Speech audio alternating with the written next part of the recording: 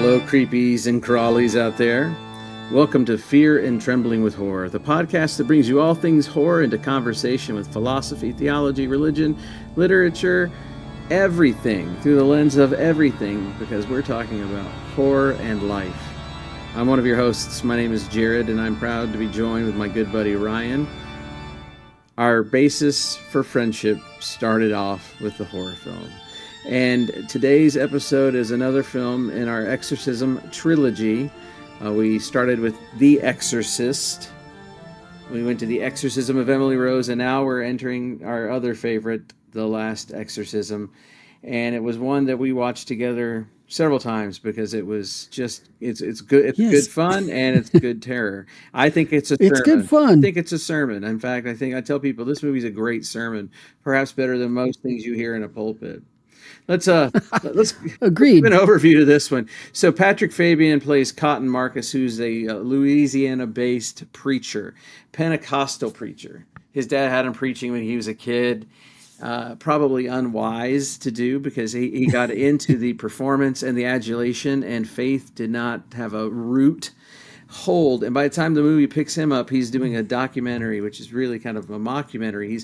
He's wanting to expose exorcisms for what they are, because he's read in the paper read in the paper about another kid who's gone through one, who actually suffered health and death because of malnutrition, dehydration, and being tied to the bed, and it's just something that boggles his mind. So he has been doing demon exorcisms, but he doesn't believe it. It's all just it's a side hustle. It's something that's made to make money, and now he's ready to kind of come clean. So he's talking to this documentary crew. They go to his church, and he goes, I can get these people saying hallelujah and praise the Lord with my grandma's banana nut muffin recipe. And she goes, do not. And he gets going on a tear like a very tent revival Southern Pentecostal. And he goes, it's just like if you take 2 eggs and some flour and some sugar. And he's doing this all the recipe. And he keeps winking to the camera. Yeah. Hallelujah. And he's winking at the camera. He also uses magic tricks up there when he's talking because he's a real showman. And this time he gets a call to go to some backwater haunt in Louisiana because there's this little sweet girl who is Nell, named played by Ashley Bell. She is possessed, and her dad is alone without the wife, and there is this really creepy brother, Caleb Landry Jones, plays him. His name is Caleb, and he's the one, by the way, who plays in Get Out, we talked about earlier, who drove the car with Run Rabbit Run playing, and he would kidnap the black people so that they could use black bodies for their research and their use. Go hear our Get Out episode for more. But as they show up, he settles the money. He goes into the room. He puts props up. He makes it so that it looks like a demon is captured and caught and expelled through smoke. I mean, he does the whole thing.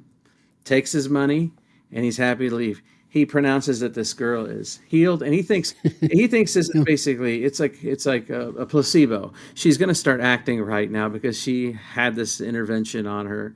And he's driving away. They call him back and say, no, she's not good yet. So he goes back, right? And he doesn't know what he's going to do. He's angsting about it. But when he gets back, here's the trick. He walks in on his first ever real life demonic possession.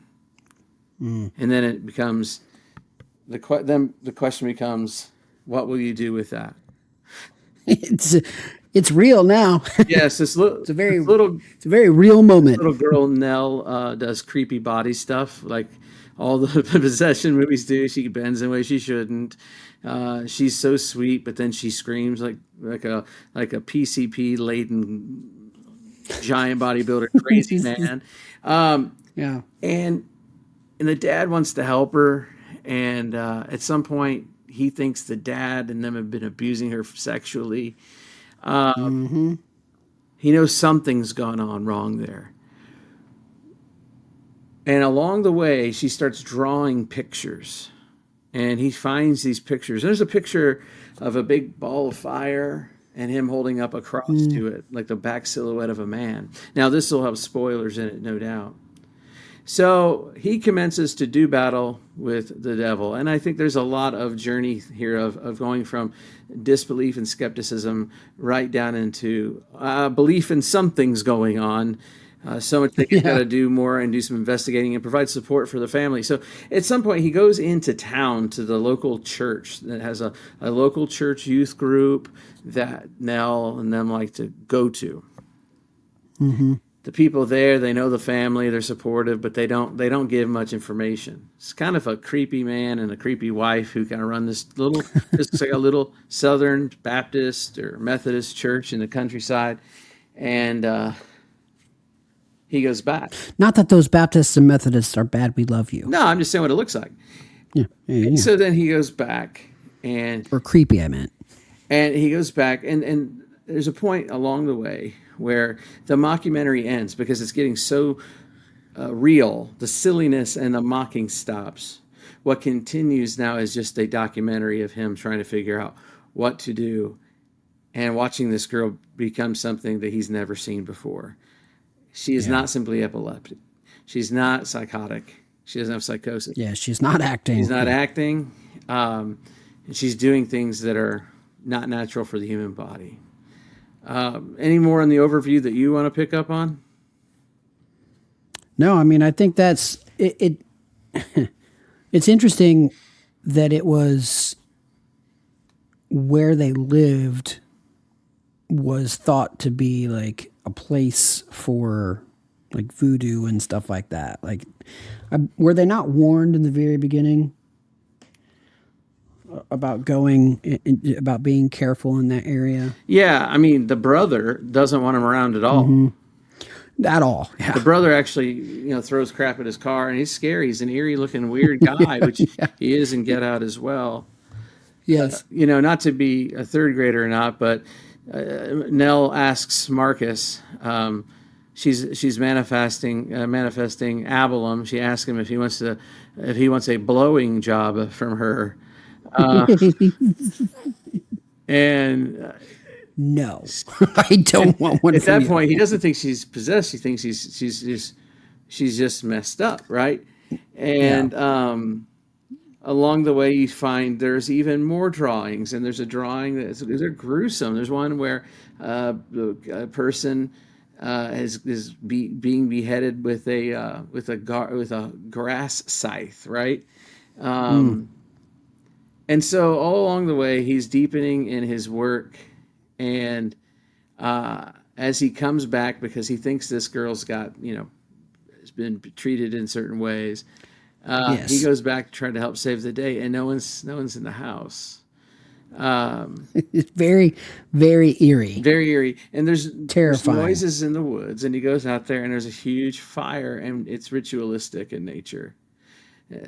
You immediately sense the danger, yes, and the evilness that's taking place. There's a cultic celebration going on. People in hoods and cloaks. And it is the pastor of that little church who is leading the affair. The dad, Lewis is his name, is bound and gagged, blindfolded as he's out in the woods. And what you find out is that this little girl is giving birth to a baby, and this isn't a normal mid or Southern Methodist, Southern Baptist bonfire at a farm. This is a cultic ritual act of birthing the spawn of like Satan, and the thing that comes out of her womb it's undiscernible. It's strange. It's weird. It's monsterific, really, right? It's monstrous. And at that very real moment, he has his faith restored. He stands up with the cross and he walks towards it. And it is the same the picture that she drew earlier of a man with a cross going to a fire. Yeah. The person with the camera takes off running and he gets his head cut off by one of these scythes by the creepy older brother, right? So these drawings were in some sense predictive, prophetic of what would happen. And I call Yeah. this a great sermon to people because really it's a sermon about faith. So if you're trying to Yeah. convince people to have faith, this might do it. Seeing the absence of faith. So when people say there are for some people, a belief or a faith in God is proven by the fact that there's belief in the devil or evil. As if you're going to imply that there is evil and evil is real of some type, then you have to imply some ultimate good, which takes the name That of God. there's, yeah. That sort of logic may or may not work for you, but that's kind of what's happening here. He hasn't been believing for some time, but it is confronting him now. It's real, and that realness restores his faith, and he's there for more than just himself. Yeah. He always had the heart of a self-giver of love, although he was a con artist. He didn't really want to be. Yeah. He just didn't have. He didn't have Charlatan. very many Yeah. options, right? That's the thing. Yeah. He was chosen far too young and only focused on the ministry. But now he's got the faith back.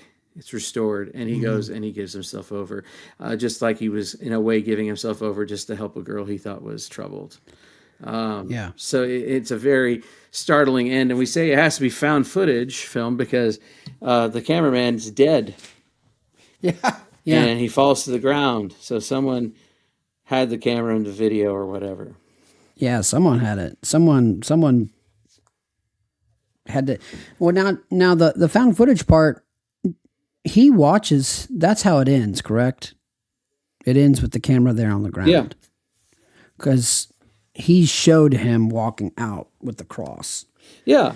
So that's a tough ending. The brother, Like, wow. the brother's the one who cut the guy's head off. He's there because the Yeah. brother was a part of this creepy youth group. The point is, the creepy church, the creepy youth group were cultic, and We're cultic. They were one way on the outside and a completely different way on the yeah. inside. So they weren't truly practicing any Methodist, Southern Baptist, Pentecostal faith, Christian faith. They were practicing this kind of satanic-ish cult thing, Yeah. and everybody was sucked into it through the youth group. Right, as a gateway Yeah. into this cult practice, and so anyway, that is the overview. I think when we're talking about these exorcism movies, you have the theme of faith. Cotton here is a man who's lost his faith, but it is restored, and perhaps one wonders if his faith wasn't fully intact before. Could he have done something differently? Could he have survived? Could he have done what he needed to do before it was too late? And they were basically birthing the spawn of Satan. Yeah. Yeah. What do you think about that? No, I think that's a really good question to ask. Like, could he have saved her from having to be the vessel that births that evil into the world if he would have only taken it serious? Seriously. Because he went there to debunk the whole possession thing in the first place, right? Right. So yeah. That's the whole point of the documentary. So yeah, so it's the argument and the battle between good and evil. Except for this is he was retiring. Like he wasn't going to do any more exercise. This was his final. This is his final. Yeah, his final blood. Let me show you this. I'm doing this to expose it. But to expose the battle between good and evil is present here, except for it's weighted on the side of evil because these people are all believers in this evil cult, godlike demon thing, whereas he doesn't even believe. And so the scales don't even balance out. But right up until the end, when you could say he sacrificially gave himself, which is perhaps the only salvation for anyone else, is when you self-give in love, that you can buy back so much of what has been stolen by giving in love. So that becomes a really interesting battle through this whole thing. It's just done again differently than in The Exorcism of Emily Rose, where it's interrogated by court. It's a delightful trick of the film's storytelling, because these little Christian people you think are going to be fundamentalists, they aren't going to have anything to do with something like that. They're the ones who think that in The Exorcist The celluloid is possessed, but Is possessed. The actual celluloid is possessed. Yeah, they're not watching films. They're probably not playing cards or anything like that. There's interesting depictions of people of faith in this movie. go on. Like you've got his flock in the opening church scene that he can sneak stuff by, and they'll just say, they're caught up in the moment of being a part of a crowd. They'll say hallelujah with anything, and you get the wink with his grandmother's bread recipe. And then you've got the people of faith there at the Baptist or Methodist church, the minister and his creepy wife. And then you have another depiction of people of faith in the father, who I think is he's a good faith actor in this movie. There's always questions about the brother. He was throwing the stuff at the car as he's showing up, and is very antagonistic towards him being there from the word go. So we'll put the brother not as in a depiction of faith. But, you got those 4 pictures really, because then you have his perspective where he's like, he doesn't necessarily take a pessimistic view of faith in general, but certainly he has something to say about the way he can manipulate. Well, but he's humbled because he thinks he's above it. He acts as though he's above it, and that brings him the humility. Well, yeah, I'm saying that's his depiction, at least up until it becomes real for him. Right. And so all these pictures, we don't ever get to see his congregation after they leave the very beginning, because they leave and go to Louisiana. And we don't ever get to see the Baptist or Methodist minister and his wife in their church, but we know that they have a youth group, and it's at least on the outside to outsiders functioning like a Christian church. And so you have that example of faith. That's not faith. It's an inversion. Well, I'm example of institutional people that you would see, right? Right. And then you have the father. So there's like 4 different floating, and not all pictures of that I think are good. I think this elicits the fear of paranoia. So, I mean, the fact that you could live in this tiny little town and not be aware of this secret cult group is terrifying. And one that has infiltrated your house, not just by her being pregnant and however that happened, but the older brother is like the caretaker, the keeper, and dad is none the wiser on any of it. So frankly, he's working against his father, right? Complete and utterly against him. And then you have appealed to these religious authorities in the community who happen to be the ringleaders. Right. So the film's angstiness is surrounded by the paranoia that everyone is out to get you, or everyone is out working somehow clandestinely against you. And it's interesting because as human beings, we're meant to be prejudiced. The bottom line is we've evolved. It's a part of our evolutionary trait to notice outsiders. No matter how similar they look, we will find ways of distinction so that we can know who's in the in crowd and who's in the out crowd. And the out crowd is the dangerous crowd. They may be competing for the same food that we're competing for. Now we're talking about, of course, in the days of early Homo sapiens or Neanderthals out on the Savannah plain. This is very tribalistic. Well, this town is not much larger than a tribe, and the dad thinks that he knows it well, but all along there are people in there who are working against him. And so it makes you question the safety of institutions and people that you think you know. The people the people you think you know, and the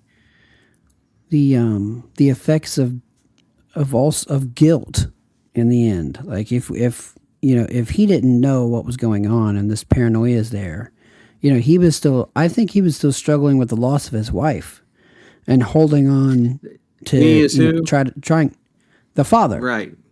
Nell's father, who's I think he's wrestling with the guilt of the loss of his wife, and those effects have been felt by him trying to raise a teenage girl and keep. Well, I think And that's really so dead on, because yeah, he's still in grief over his past wife, and the kids need help. The kids yeah, need the love of a father, yet he's not a strong foundation for them, and they look for the support elsewhere in the community, and where they find it from is Bad News Bears. We yeah, talked. I mentioned Satanic Panic a few times just in passing in the '80s, and that was always said that it started in a in daycares and little places for kids, and maybe even some of the quote unquote bad churches or something. But there was no epidemic of Satanism in the '80s.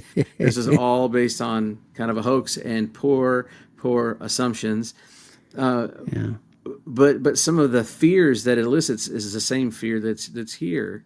The people who are vulnerable need to be watched over by good faith actors, and the father in his grief is not able to truly care and give the care he needs to his And children, get and and give they the are care that they and needs, that and she so needs, right? they become an easy target.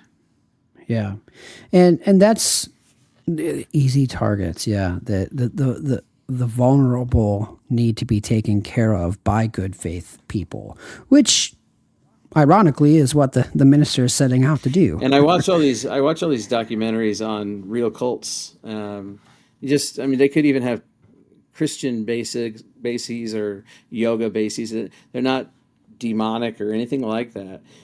But so many of these cults, the leaders they're megalomaniacs. They're very charismatic, and they find people who are broken enough that they can Hmm. get involved into their system that will promise certain things, certain healing, certain Yeah, help, and but they go after those who are weaker.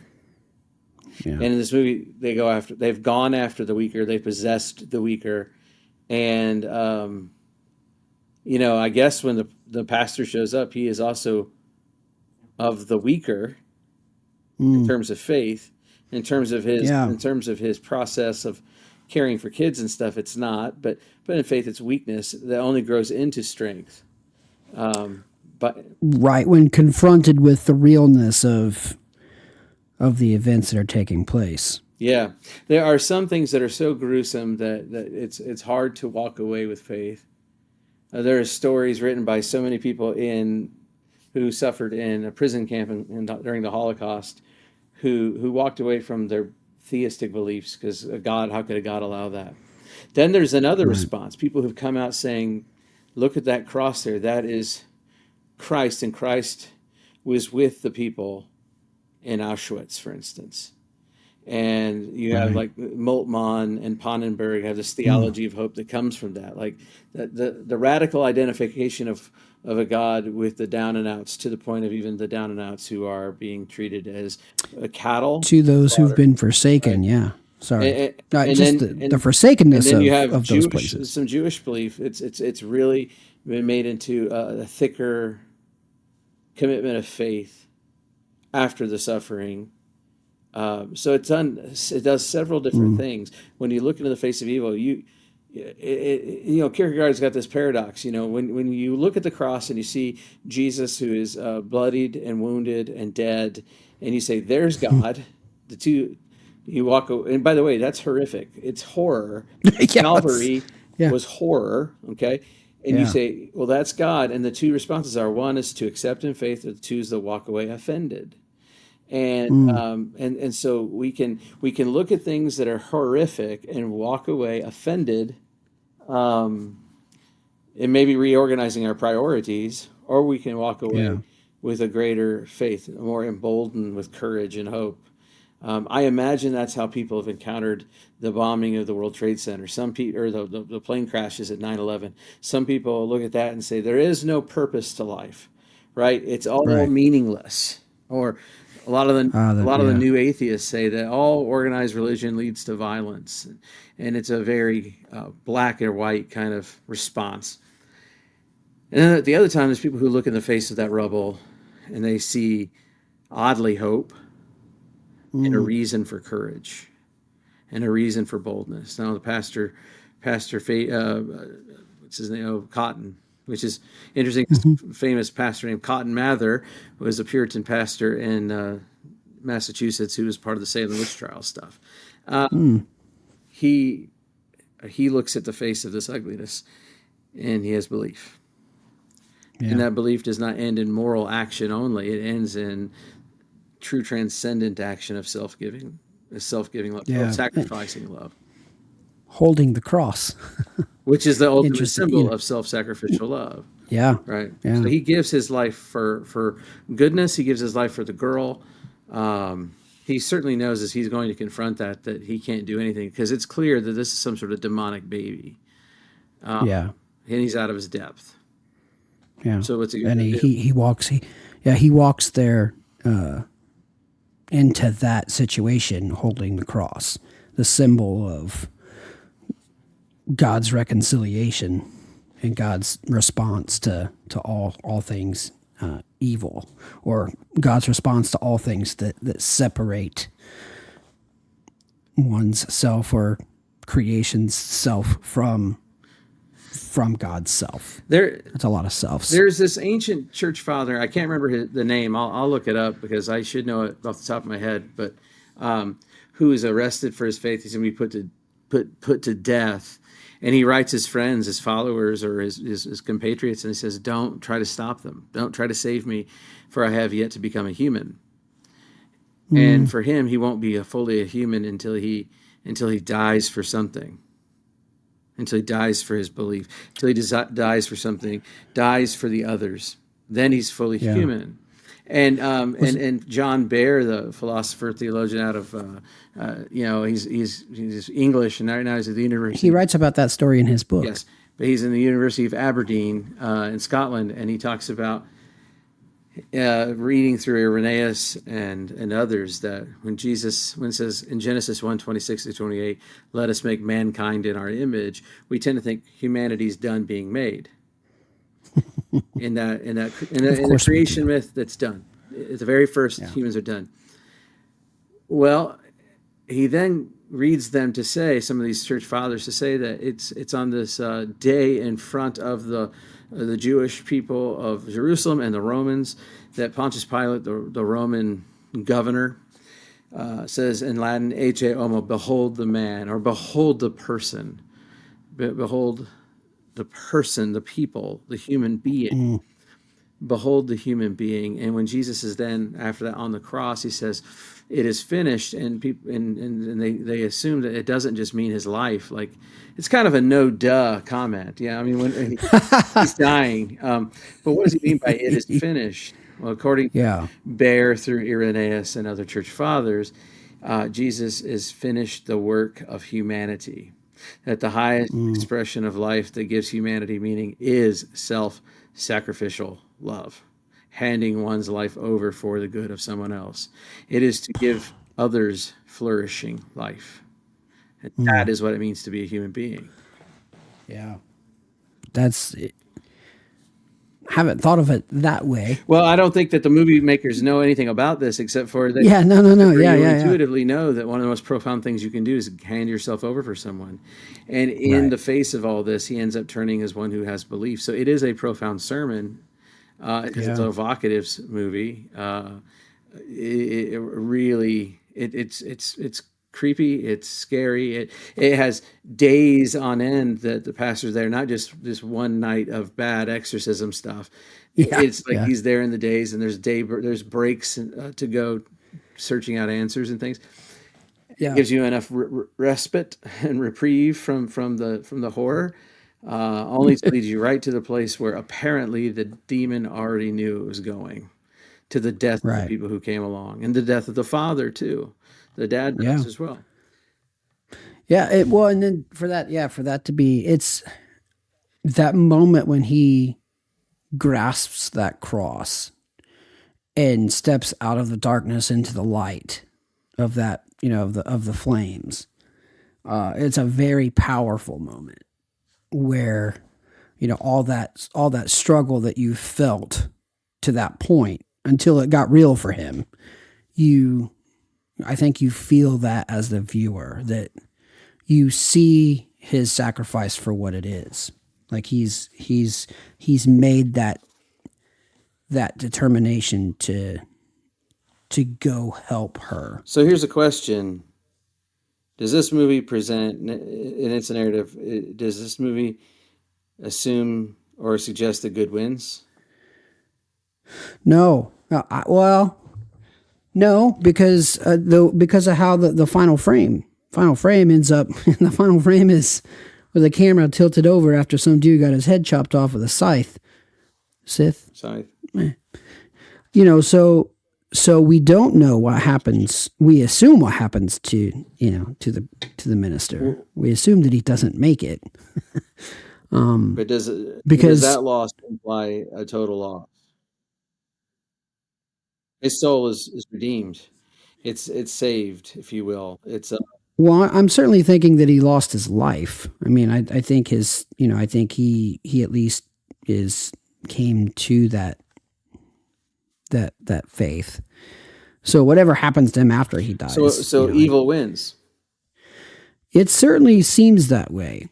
I think from a cinematography, film standpoint, narrative standpoint, the way that it ends, she is birthed, the demon, and the Baptist or Methodist minister and his wife get to continue their cult because the dad is dead and the brother was in the cult. So the town, the evil lives on to ensnare other outsiders. But there's found footage, and it's supposed to show the audience what really happened. The irony there is that the pastor is showing the world how much of a fraud exorcisms are, and what's going to be seen is that there are the beasties and ghoulies and that which go bump in the night. There are. So I think if it went any further, the movie would totally fail because you have to leave it unresolved. Because I think an answer to this is to say, what would you do when you're faced with evil? And therein, I think, is your sermon. And there's why it's sermonic, is because it asks it forces you as the viewer to ask the questions that the characters have to deal with in the story. What would you do with her? What would you do when confronted by something demonic? Would you respond the way that the minister did? How would you respond? Would you take a faithful response? Whatever that might look like. But I think this one forces that response, because you are watching a documentary of it's such an intimate portrayal, real time, of the minister's response to everything that he encounters, in a way that The Exorcism of Emily Rose and The Exorcist don't force the viewer to watch. It's a different viewing experience. This one, because it's a documentary or a mockumentary, because the camera is just following along, it forces you to ask those questions. It's called The Last Exorcism. So one begs the question, or not begs the question. By the way, friends, public service announcement. Begging the question does not mean it forces a question. It means that you imply the answer to your question within a question. Most people don't use it correctly, including myself.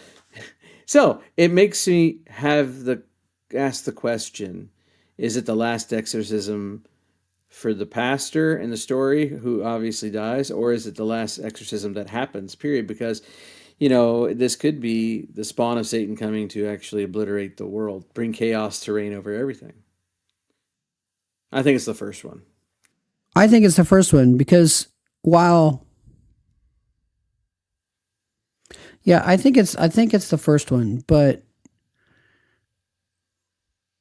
while darkness has come to this little corner of the world, the cross is not just a localized symbol, right?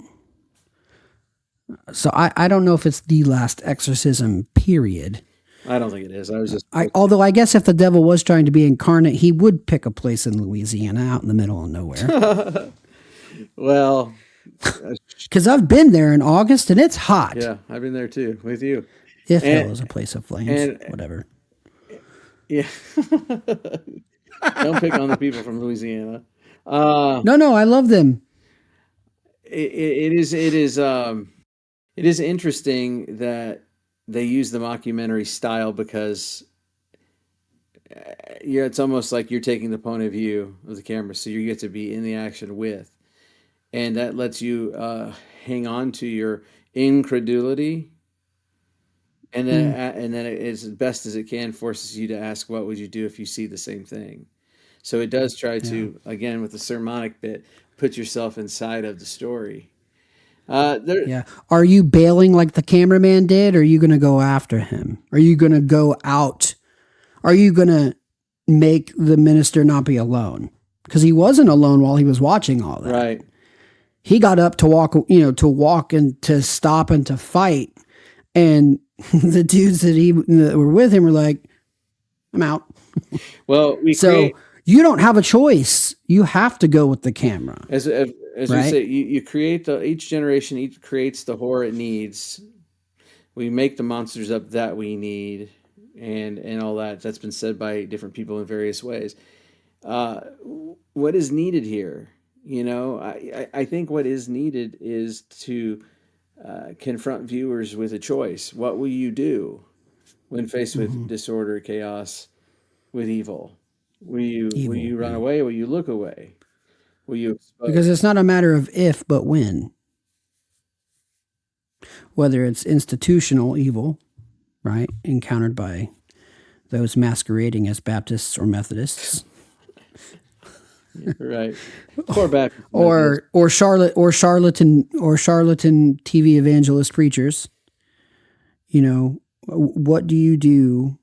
How are you what's the word, a force for good in the world, or how do you respond to the evil or hurting or hurt people that you encounter in the world? Yeah, Because you remember he went there to help a girl. facing evil that way is interesting. It's an interesting question. Bonhoeffer, who was a famous pacifist, entered into the Valkyrie plot to help assassinate Hitler.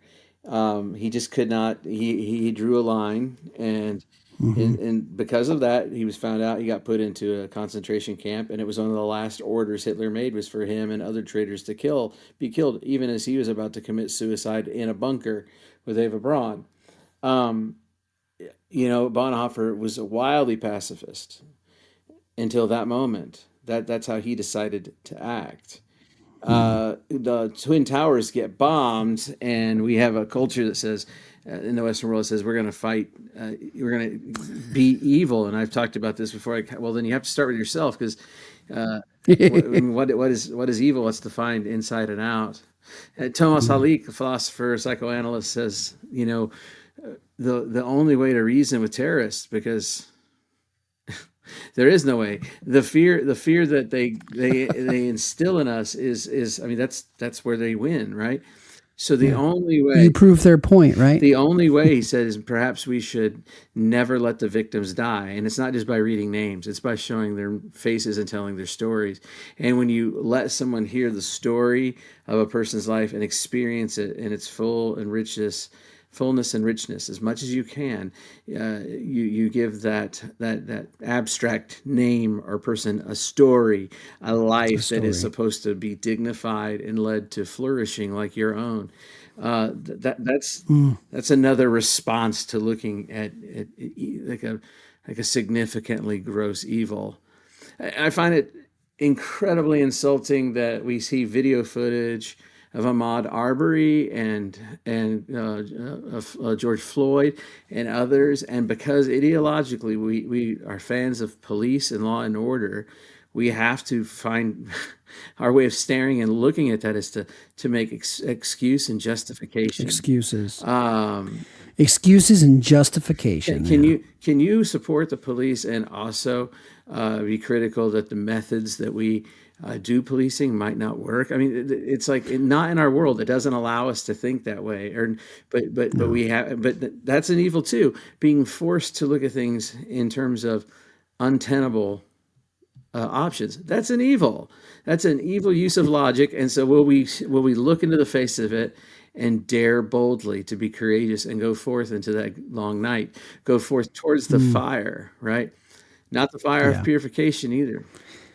Go into Right. it carrying the love that is represented by the cross. Yeah. So again, this is the third one in a row. I Yeah. feel like so much of it is wrapped up in Christian theology, and for our Yeah. listeners who don't like that, may not um, dig that aspect, but I think you When I feel like should it because yeah, no, that's they use Christian language, Christian symbols. exactly, exactly. And again, we can go back to Jung and Campbell on the hero's journey. He is what has called him to adventure. The pastor is Hmm. another exorcism gone wrong. And I would in it I would an interesting question, this came out in 2010. So from our cultural perspective, where we were at in 2010, I think there's amongst the larger population in the United States a growing suspicion of not just religion but institutional churches. No, no, no, no. With the Yeah, really, I disagree with the idea that we're on religion or religious thinking is on the wane. It's just institutional. yeah, It's the people are finding their own ways to express meaning, to express it. or Well, and I bring that up because you have in the news not just the Catholic scandal with molestation, but just scandals throughout traditions of Christianity in America and in the West. And so I think you brought up paranoia in 2010. I think even if you're, I guess I brought all this up to say, even if you're not down with, no, I don't. if you're not a Christian, Even if you're not you a don't Christian, like even if you don't Christian like these thinking, symbols or like this language, I think this movie is kind of harnessing some of those things they culturally. all these exorcism movies are. That's why we have to pull on those themes. But before just a moment ago, before you said what you said, I was saying that in Jungian Joseph Campbell's terms. So here's mythology. He's the hero called to action, called to adventure, and that is another possession gone awry, and he's going to expose the charlatanism that exists out there by being one. And he enters from this place of orientation to very, very disoriented space. And I even think about just like how that body represents disorientation. She bends over backwards and crawls and all this stuff that doesn't make sense for a body. It's Right. disordered, right? Only to have a proper orientation against a resolution in his spirit, which is, I believe. Now I'm going to go stand up Right. to it. Now I'm going to go act on that Yeah. belief. And Yeah. I think, Yeah. since we're kind of concluding three movies on exorcism in a row, another fear that is present in exorcism stories is the idea that something could possess your will, take you over, and treat you with such authority that you could be then led to act in ways that you do not wish to act. I think Right. that is scary. I think it's terrifying. I just don't think it's the scariest device, though, because I think when we watch these movies, we're not, at least I'm not identifying with the possessed. I'm identifying Right. more with the people who are afraid of their loved one being possessed. Yes. Afraid of the boundaries of the unknown breaking into my nice, neat, ordered life. Yeah. So Whether, yeah. let's make some criticisms if we can. Hannibal's Bites. Hello. Is this Clarice? Oh, hello, Clarice. What did you Criticisms. I guess that I would have liked, instead of the one-sided picture of Christianity throughout, I think I would have liked at least another good faith actor that could have come alongside him at the last minute. As we've said, the Baptist/Methodist minister and his wife had the facade of being on the side of good, or at least a faithful practitioner of Christianity. They in the end were not. So, back to those four pictures of what faith looks like, that I talked about earlier, the people in his congregation, not the sharpest tools in the shed, since he got in the whole recipe for his grandmother's banana bread. I think my one criticism, anything else I wanted to get from the movie, I want to know, is more information that would make the narrative weaker. So you'd have to answer other questions. Right. But I think there is a sequel. But well, I'm not. 2013. It doesn't make sense if this is the last exorcism. But forget that for a second.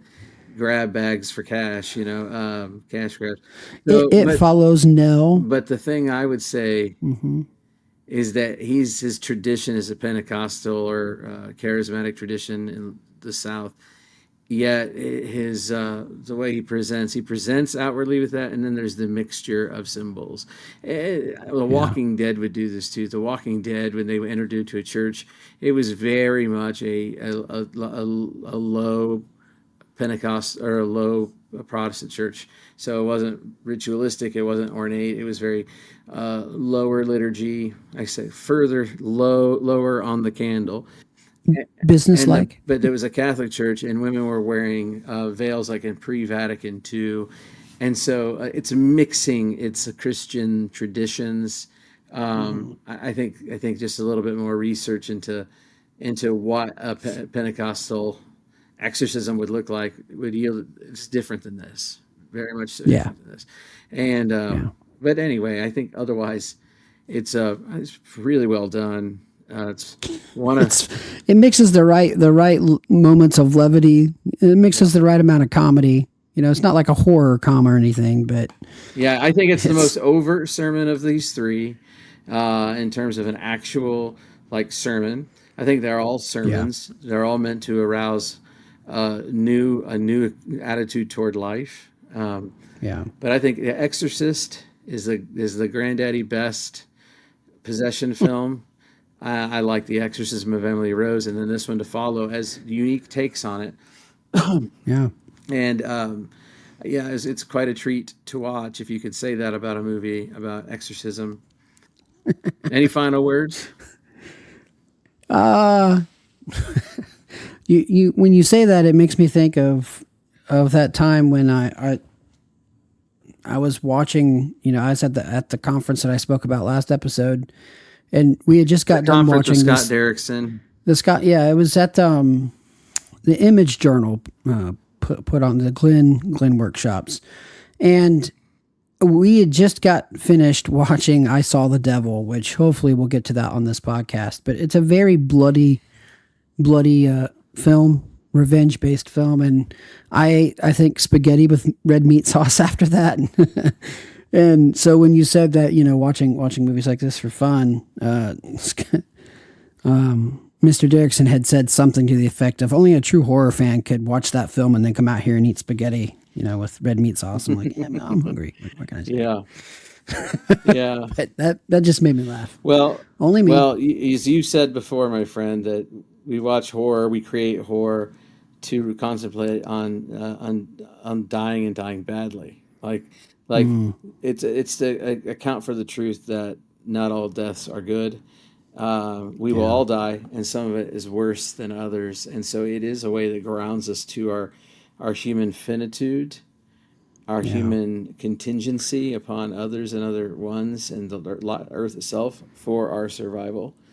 And I think what it does is it exposes fears that we have, human fears, and maybe how we reach for what we consider divine or transcendent or meaning-making, and even how we yearn for something mysterious and not total knowledge of all things. I think that's what they do. I think these last three do a great job in terms of exorcism. So let's ask the question now, like they do, and once more with feeling from Buffy the Vampire Slayer, where do we go from here? Where do we go from here? Could be bunnies. Could be bunnies. So, my friend, we did this trilogy here. We're coming up on Halloween season.